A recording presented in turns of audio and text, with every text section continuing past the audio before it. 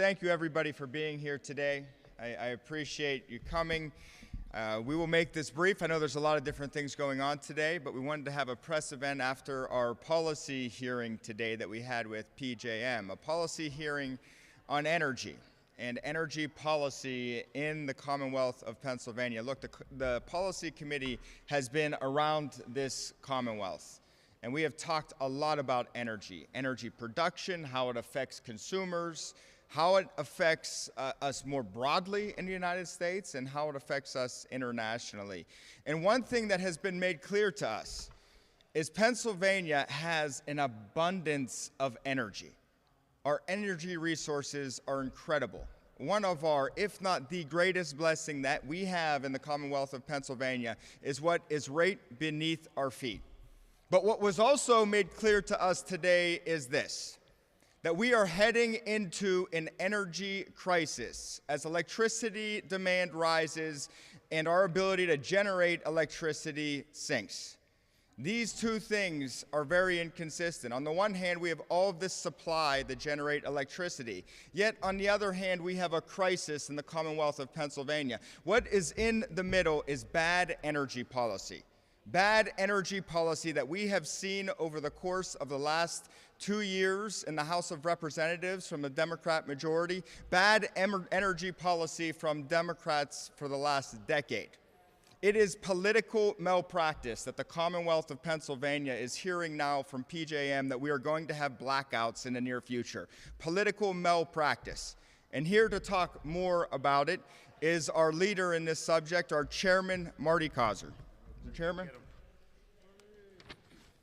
Thank you, Chairman Kail, and good morning, everyone. I want to thank all my colleagues for coming out here. Let's talk about energy. Chairman Kail talked about this. We've been sounding the alarm for some time now about the stability of our grid. Now even PJM is saying that there is a real concern with blackouts, as the chairman said. On top of all of that, we have energy policy proposed by Democrats here in Harrisburg that makes the situation even worse. The press bill, or as I call it, Governor Shapiro's Green New Deal, takes us in the wrong direction by making drastic changes to the state's alternative energy portfolio standard, mandating certain forms of energy that are more intermittent, less reliable, and ultimately more expensive without costly government subsidies. House Democrats had scheduled a vote on that bill today in committee, and while they pulled back on that for now, make no mistake, they're still pushing forward with this terrible policy that is bad for the Commonwealth, further erodes and weakens our grid, and will ultimately cost consumers more money. But there's a different path that we can choose. We have so much opportunity in this Commonwealth when it comes to energy production. We have abundant natural resources, we have a skilled workforce, and we have superb technology in this realm. All of these together provide an opportunity for us to lead the nation in energy production. Energy production that will strengthen our grid and bring down the cost of energy. Government is not the solution. We need government to get out of the way. House Republicans are going to remain focused on getting government out of the way, ramping up energy production to make our Commonwealth the energy powerhouse that we know we can be. Please join us in this fight. Now I want to welcome my colleague, Representative Jim Struzzi from Indiana County. All right. Thank you, Chairman. Bundle up, Pennsylvania. Bundle up because there's a cold winter coming. And guess what? When you go to turn up the heat, it might not be there. We are facing a serious crisis here in Pennsylvania and in this country because our baseload energy production is going away. We heard today from the PJM that they have serious concerns about energy reliability at a time when energy demand is increasing. given our current political state, the policies that are in front of us, both at the state and federal levels, they predict that 30% of our on-demand energy capacity will be gone by 2030. Less than 5 years from now, we will have 58 gigawatts of fewer power available when we need it.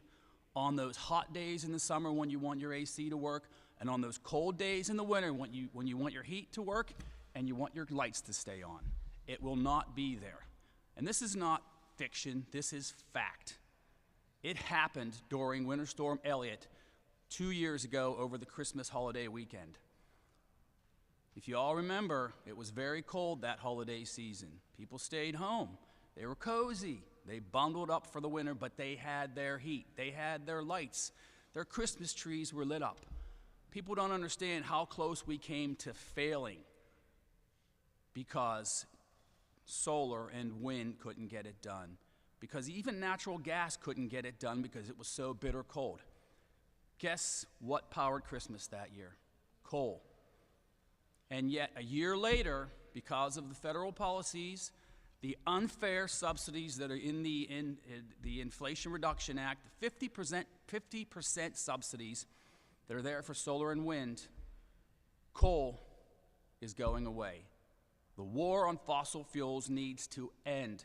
These foolhardy policies that the Shapiro administration is continuing, that were implemented by the Wolf administration, the Regional Greenhouse Gas Initiative, the new acronyms that Chairman Kail just mentioned, all of these are a threat to our energy future. We can be the kings of energy here in Pennsylvania, yet we choose to not be because of our policies that take us backward. It is time to look ahead for Pennsylvania's future, and we can do that by embracing good energy policy. And guess what? House Republicans have done that. Earlier this year, we introduced a package of bills that would ensure that any policy that's put forward related to energy is considered based on affordability. What will it do to the grid? How will we look at that? There are a number of bills that we put forward. We have a plan to ensure Pennsylvania's energy future. So it's time that we start doing what's right for Pennsylvania communities, for Pennsylvania jobs, for Pennsylvania families. This morning, the PJM sounded the alarm that we need to be aware of what's going to happen in the future if we don't make changes now. We need to heed that alarm and do what's right for Pennsylvania. Thank you. Thank you, Representative. In Harrisburg, we must come to the realization that the world is a better place with Pennsylvania energy. It's good for our workers, it's good for our consumers, it's good for our national security, it's good for our allies around the globe, and it's good for our environment. But unfortunately, here today, with House Democrats, we have a different approach. They want to continue to experiment with our energy policy. They don't want to use and leverage the resources that we have here today. Well, these failed experiences must come to an end. And once we do retake the majority, the House Republican caucus will be putting forth a Pennsylvania Energy First policy that will benefit every person across this Commonwealth. So thank you for being here. If there's anyone that wants to ask questions, we'd be happy to do that. Thank you for having us here today.